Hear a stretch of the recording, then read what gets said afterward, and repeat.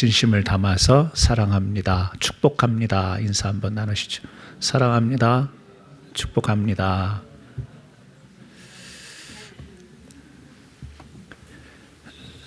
오늘 본문 말씀 여러분이 잘 아시는 말씀입니다.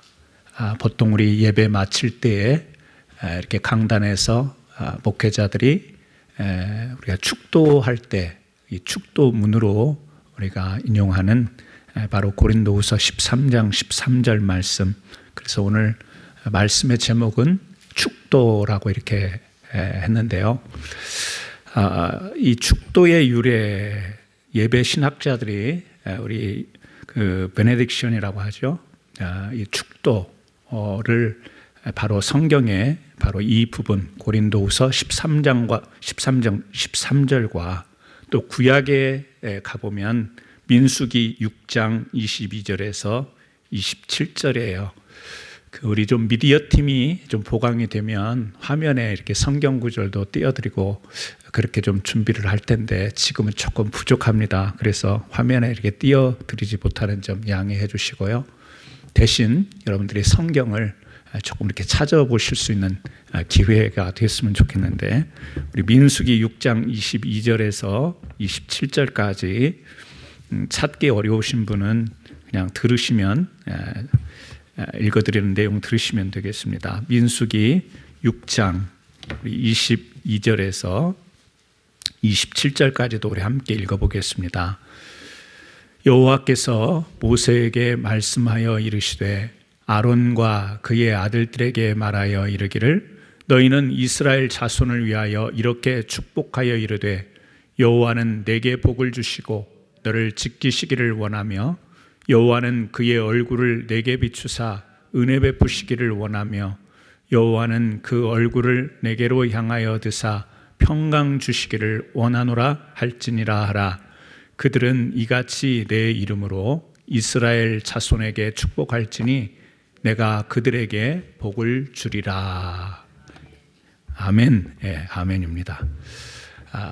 이 외에도 사실은 이 비슷한 내용으로 하나님께서 이스라엘 백성 또 친히 영적 이스라엘 우리들에게 복을 내리시는 말씀을 주신 내용들이 성경 로마서 또 히브리서 13장, 유다서, 베드로전서, 요한 3서 등에도 나와 있습니다. 대표적으로 우리가 민수기 지금 6장 읽은 말씀과 고린도후서의 13장 이 13절의 마지막 인사 부분, 이 부분을 근거로 하여 예배 신학자들은 우리 성도들에게 하나님께서 이 복을 선포하도록 하신 내용들을 예배에 도입을 하여서 그 전통으로 지금까지 우리 예배 가운데에 축도라고 하는, 근데 사실 축도라고 하는 것은 우리 한자어여서요, 이 축복 기도의 준말, 축복 기도 이렇게 생각이 되어지는데 사실 성경의 내용으로 들어가 보면 기도라기보다는 복의 선언, 하나님께서 복을 주시고자 하는 백성들을 향해서 복을 선언하는 이와 같은 내용으로 쓰여 있는 것을 볼 수가 있습니다. 그래서 사실은요, 조금 우리가 이제 이 축도 그러면 우리가 전통적으로 예배에 이렇게 선택을 해서 도입을 하는데 좀 이견이 있어요. 어떤 이견이 있냐면, 여러분 목사님들이 이렇게 축도하실 때에 축도문을 우리가 지금 고린도후서에서 읽은 것처럼 마지막에 있을지어다 이렇게 축도하시는 목사님이 계시고요, 또 축원하옵나이다 이렇게 축도하시는 목사님이 계세요. 그래서 어떤 목사님들을 축도하는 거 보면 있을지어다 이렇게 하고, 어떤 분들은 축원하옵니다 하는데 도대체 무슨 차이일까? 간단하게 제가 설명을 해드릴게요. 있을지어다, 이것은 성경 구절에 그렇게 나와 있으니까 그대로 하는 거네 이렇게 생각할 수 있지만 그것도 아니에요. 왜 그러냐면 뒤에서 조금 설명하고요. 있을지어다 이렇게 된 것은 이제 명령형인데요, 하나님께서 지금 이 구약의 민수기에서도 보게 되면 이 모세를 통하여 제사장이었던 아들과 그의 아들들에게, 이스라엘 백성에게 이렇게 복을 선포하라. 하나님은 이렇게 복을 주시는 하나님이라고 하는 선포하라는 성격. 그래서 그 이 축도는, 지금 우리가 말하는 이 축도는 사실은 기도가 아니라 이 복의 선언이다, 이 복의 선포다, 그렇게 이렇게 받아들이는 입장에서는 축도를 기도로 여기지 않습니다. 기도라고 하지 않습니다. 그렇기 때문에 할지어다 이렇게 이제 표현을 하고요. 축원하옵나이다 이렇게 하는 축도의 형식을 수용하는 입장은, 축도는 바로 하나님의 복의 선포이고 선언이 맞지만 거기에는 명령형이 아니라 기원문으로 이렇게 하나님 앞에 기도하는 형식을 통해서 우리가 선포해야 된다, 이런 입장을 취하는 거예요. 그러니까 있을지어다 이건 명령형이라고 하면, 축원하옵나이다 이것은 간구하는 이 기원의 어떤 그 문장 구조를 가지고 하나님 앞에 축도하는 것이죠. 그러니까 이것을 이야기하는 사람들은요, 민수기 6장 20 우리가 읽은 것처럼 민수기 6장 22절에서 27절까지 그 내용을, 이걸 명령형으로 하게 되면 굉장히 곤란하게 된다. 그래서 구약에서도 이렇게 복을 선언할 때 어떻게 했냐면 기원문으로 했다.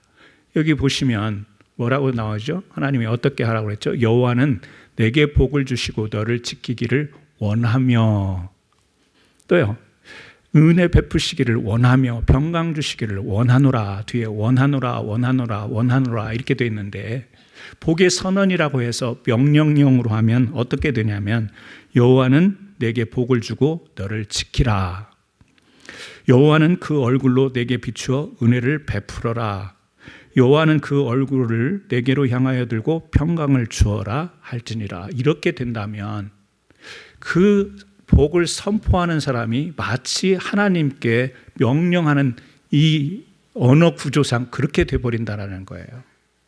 이 원문과 또 우리나라 말에 차이가 있기 때문에 원문까지 그러는지는 저는 잘 모르겠지만, 이렇게 명령형으로 했을 때 우리가 보는 성경을 기준으로 해서 명령으로 하게 되면 결국에는 선포하는 자가 하나님께 명령하여 백성들에게 복을 주라는 형식이 되기 때문에, 이것은 명령형이 맞지 않고 원하며 원하며 원하며 이런 기원 형식으로 하나님의 복을 선언해야 된다, 이런 입장을 갖는 거예요. 그와 더불어서 하나님이 복을 선포하지만 결국에 복의 주체자는 전달하는 자가 아니고 하나님이시기 때문에, 복을 선포하는 것은 목사가 선포하는 게 아니고 하나님께서 주체자가 되어서 목사를 통하여 그 복을 선언하고 또 복을 구하는 것이기 때문에, 어찌 보면 이 사람이 통로가 되었을 때 이것은 기원이 되는 것이 맞다, 이렇게 해서 복의 선언과 더불어서 우리들의 간구, 우리들의 기원이 담겨진 것이 축도라. 그래서요, 그런 입장을 가진 입장에서는 축원하옵나이다, 복의 선언과 기도를 함께 아우러서. 그래서 제가 우리 축도할 때 저의 축도는 축원하옵나이다 이렇게 하죠. 근데 이게 맞고 찌어다는 틀리고 축원하옵나이다는 맞습니다, 이런 문제는 아니에요. 사실은 어떤 형식을 취하든지 하나님이 우리에게 복 주시는 분임을 우리가 선포하고 아멘 인정하고, 그렇기 때문에 사실 우리가 지금 기독교 안에서도 여러 의견이 있고 또 교단별로 차이가 있어요. 또 침례교 같은 경우에는요, 어떻게 하죠? 예수님의 이름으로 축원합니다. 예수의 이름을 넣어서 축도를 합니다. 왜 그렇죠? 축도도 기도이기 때문에 말에나 이래나 다 기도를 예수의 이름으로 해야 된다. 그래서 침례교는 그런 입장을 가져요. 그러니까 복의 선언이냐 아니면 이게 기도냐, 또 기도의 합성이냐, 이제 이런 차이로 인해서 우리가 문구를 할지어다 축원합니다 이러는데요. 그래서 저는 지난번에 침례교회 가서 예수님의 이름으로 축원합니다 그렇게 축복기도 해드렸고요. 또 합동측에 가서는 할지어다 그렇게 했어요. 제가 막 뭐 이리 갔다 저리 갔다 하는 게 아니고, 복음의 본질이 아닌 것은 제가 일체의 비결을 배웠기 때문에 어디서든지 하나님의 복을 선포하고 또 설교를 통해서 우리 성도님들에게 메시지를 전한 목회자의 입장에서는 그 말씀을 듣고 세상으로 나가는 우리 성도들이 정말 그 말씀 붙들고 하나님의 그 사랑과 그 예수 그리스도의 은혜와 성령의 인도 교통하심을 통해서 정말 한 주 동안 승리하기를 원합니다. 하나님 그렇게 해주세요 하고는 간절한 바람이 기원으로 축도에 담겨 있기 때문에 축원하옵나이다. 저는 그렇게 하는 거니까요. 혹시 다른 목사님이 오셔서 할지어다 그래도 이거 축도 이상하네 이런 생각하지 마시고요. 그때 아멘으로 받으세요. 예수님의 이름으로 축원합니다 그러면 아멘 받으시고요. 저같이 축원합니다 해도 아멘 그렇게 하시기를 바랍니다. 그런 차이가 있는 거예요. 그러니까 우리가 이 축도의 속성이라는 것을 이해를 하실 수 있겠죠. 뭐죠? 하나님의 복의 선언. 우리 성도님들이 하나님의 복 안에서 살아가고 또 하나님 우리에게 복 주시기를 원하고 우리는 늘 그 하나님이 우리에게 베풀어 주신 그 사랑과 은혜를 늘 기억하면서 그걸 힘입고 살아가기를 원하는 것이죠. 근데 사실은 제가 이 축도를 이야기하려고 하는 게 아니고요. 이렇게 우리가 예배 때마다 주일 예배 때 우리가 축도를 같이 하나님 앞에서 복의 선언과 또 기원을 담고 세상으로 나가는데 우리 좀 유치한 질문 같지만 그럴 수 있잖아요. 축복 선언과 기원이 있으면 우리가 그런 예배를 드리고 그런 기도를 받고 가면 좀 세상에서 시련거리가 안 생겨야 되는 것이 아닌가 이제 이런 생각도 해볼 수 있잖아요. 매 주일마다 그렇게 축도가 있는데 당장 예배당을 그 예배 현장에서 떠나면 우리에게 왜 그렇게 많은 시련이 다가오는가? 왜 그렇게 고난이 닥쳐오고 또 환난이 닥쳐오고 감당하기가 어려운 일들이 우리는 계속해서 삶 속에서 반복되어지고 계속 이어지는 것인가? 축복을 우리가 복을 선포하고 그 복의 하나님 우리에게 복 주시는 하나님인 것을 잘 아는데도 현실로 들어가 보면 참 이 많은 갈등 또 많은 고민 많은 또 역경 속에서 어떻게 우리가 탈출해야 되는지 너무 힘들 때가 있기 때문에 그래서요 저는 이렇게 우리가 예배 때 축도가 그날 하나의 예배의 마지막 클로징의 순서라기보다는 정말 우리 실제 삶에 있어서 이 축도가 가지는 의미 그리고 이 축도를 통하여서 우리는 어떤 믿음으로 이 세상 가운데 이 축도로 모든 것이 다 해결되는 게 아니고 모든 문제가 사라지는 것이 아닌 이 현실을 안고 살아가는 우리들은 이 축도를 어떻게 붙들고 가야 되는가 이것을 한번 생각해 보고 싶은 것입니다. 저는 이 말씀을 생각하다가 또 실제 어려운 문제가 있을 때 이 성경 구절을 통해서 많이 듣기도 했고 제 스스로도 묵상해 봤던 말씀이 있어요. 고린도 후서를 봤으니까 죄송하지만 한 번만 더 찾아봤으면 좋겠어요. 고린도 전서 우리 10장 13절입니다. 고린도 전서 10장 13절 말씀인데요. 275쪽입니다. 우리 같이 한번 고린도전서 10장 13절 말씀 같이 한번 읽어보시겠습니다. 사람이 감당할 시험 밖에는 너희가 당한 것이 없나니 오직 하나님은 미쁘사 너희가 감당하지 못할 시험 당함을 허락하지 아니하시고 시험 당할 즈음에 또한 피할 길을 내사 너희로 등이 감당하게 하시느니라. 여러분 이 말씀 우리가 많이 내 삶에 적용도 해봤고 누군가에게 위로할 때 우리가 인용했던 그런 말씀 구절 아니겠어요? 사람이 감당할 시험 밖에는 여기서 나오는 시험을 여러 가지 의미로도 적용을 하더라고요. 성경 해석자들은 그러니까 하나님이 주시는 구약적인 개념의 테스트 또 신약적인 데서 많이 사용되어지는 temptation, 유혹 또 이 우리 성경 지금 개역 개정에는 시험으로 나오지만 새 번역에 보면 시련이라고 하는 단어를 사용해요. 그러니까 그 시련이라고 하는 것은 어떤 이유든 간에 지금 당장 느끼는 것이 고통스러운 것 이것을 표현하는 거 아니겠어요? 그러니까 하나님이 주시는 테스트 또 유혹하는 어떤 그런 시험 또 우리가 당하는 어떤 진짜 피부로 느끼는 곤란한 시련들 이런 것인데요. 이 말씀을 보면 사람이 감당할 시험밖에는 너희에게 당한 것이 없나니 오직 하나님은 미쁘사 너희가 감당하지 못할 시험 당함을 허락하지 아니한다. 이 말씀을 들으면 하나님은 우리가 감당할 수 있는 시험까지만 주시는 거지 우리가 감당 못할 시험은 주시지 않는다. 이렇게. 그래서 저도 실질적으로 이 말씀을 통해서 어떤 분이 위로하는 것을 제가 들었거든요. 나는 너무너무 시련과 또 고통과 참 감당하기가 힘든데 오셔서 목사님 참 잘 견디시는 것 같아요. 잘 이기시는 것 같아요. 하나님께서 감당치 못할 시험은 주시지 않는다고 그랬는데 목사님에게 그게 감당할 수 있는 시험인가 봐요. 이 이야기를 하는데요. 욥의 친구처럼 느껴지는 거예요. 욥의 친구가 하는 이야기처럼 들리는 거예요. 제가 감당이 안 되거든요. 내가 감당이 안 되는 상태예요. 그런데 오셔서 이 말씀을 하시는데 물론 위로해 주시려고 하는 그 마음은 너무 고마웠는데 이 성경 말씀을 통해서 저도 생각을 해보는 거예요. 진짜 하나님 내가 지금 겪고 있는 이 시련이 내가 감당할 수 있는 것입니까? 근데 제 마음으로는 눈을 뜨나 눈을 감으나 이거는 내가 감당이 안 되는 부분이에요. 하나님 앞에 몇 번을 이 말씀을 보면서 생각을 해봤어요. 나는 감당이 안 되는데 하나님 말씀에는 감당치 못한 시험은 주시지 않는다고 그랬는데 시련이든지 유혹이든지 테스트든지 근데 이건 뭘까요? 감당이 안 되는데. 그래서 저는 이 말씀에 대해서 말씀을 도전할 생각은 없었어요. 이 말씀에 대해서 도전할 생각은 없지만 그렇다면 우리가 그냥 논리적으로 그런 생각을 해볼 수 있잖아요. 사람마다 하나님은 다 사람마다 성격도 다르고 기질도 다르고 살아오는 환경도 다르고 믿음도 다르고 믿음의 분량도 달라요.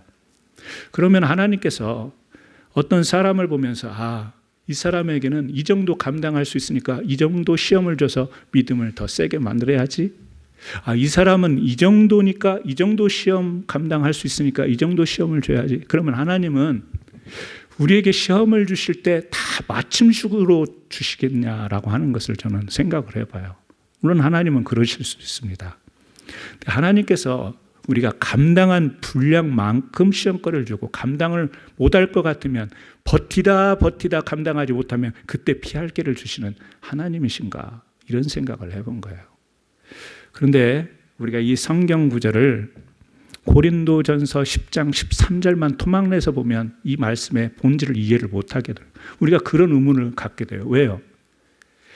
사람이 고난이라고 하는 것은요, 시련이라고 하는 것은 말 자체에서 이미 우리가 감당하기 어려운 것들이에요. 여러분 고난, 고난 우리가 믿음이 있으니까 그동안 믿음으로 살아왔으니까 기도하니까 다 이기고 극복한다라고 하는 간증도 있지만 고난, 환난, 시험 이 자체 단어 자체가 감당하기 어려운 거예요. 사실은 우리는요 믿음으로 버티면서 이겨보려고 노력하는 이 성도의 열정, 우리의 노력은 참 중요한 것이지만 사실 우리가 살다 보면 너무너무 감당하기 어려운 게 많습니다. 사실 어떻게 보면 감당할 수 있는 것은 극히 소수에 불과하다고 생각이 돼요. 오늘 이 말씀을 보게 되면요 지금 고린도 교회 성도들을 향해서 하시는 말씀이에요. 주제가 뭐냐면요 우상 숭배에 빠지지 말라는 이야기예요. 이 고린도 교회였지만 예수 그리스도의 복음으로 세워진 교회였지만 그 안에 우상 숭배하는 사람들이 많은 거예요. 예수님도 믿고 지금으로 말하면 절도 가고 이슬람도 가고 이런 사람들. 그래서 우상 숭배하는 사람들에게 지금 하시는 말씀인데 그 13절 그 앞에 구절이 중심 구절이에요. 뭐라고 이야기하냐면 그런즉 선줄로 생각하는 자는 넘어질까 조심하라. 이게 키포인트예요. 지금 이 10장의 핵심이고 그 부연 설명이 13절인 거예요. 하나님은 우리가 감당치 못할 시험 주시지 않는다. 이건 부연 설명이고요. 12절 선줄로 생각하는 자는 넘어질까 조심하라. 그러면서 앞에 무슨 이야기를 하냐면요. 이스라엘 백성이 애굽에서 나와서 광야길을 걸어갔던 이야기를 쭉 이야기를 설명합니다. 그 설명하는 내용을 가만히 들여다보면 이 바울의 메시지는 그거예요. 이스라엘 백성들이 애굽에서 이 출애굽할 때 그게 이 이스라엘 백성들이 감당할 수 있는 일이었냐라는 거예요. 노예 생활을 하는데 너무 힘들었잖아요. 그 고역이 힘들어서 막 외쳤잖아요. 그 노예 생활 400년 이상의 노예 생활을 하는 것이 이스라엘 백성들이 감당할 수 있었던 그런 일이었냐라는 거예요. 그리고 그들이 이제 모세를 앞세우고 홍해바다를 건널 때 홍해바다를 건너는 그 자체가 그들의 능력과 그들의 힘과 그들이 감당할 수 있는 그것이었냐라는 거예요. 그걸 이야기해요. 광야에서 하나님의 인도하심을 받잖아요. 막 불뱀이 있고 먹을 것이 없고 갈증이 나는 메마른 그 광야의 현장을 이스라엘 백성들이 감당할 수 있었던 그런 지역이었냐라는 거예요. 감당할 수 없죠. 감당할 수 없었습니다. 그것이 가능한 것은 뭐였어요? 하나님의 은혜였죠. 하나님의 그 사랑이었고요. 하나님의 이끄심이 있었기 때문에 그게 이스라엘 백성들이 애굽에서 나와서 지금 가나안 땅으로 갈 수 있었던 것이다. 백성이 감당할 수 있었던 것이 아니었다.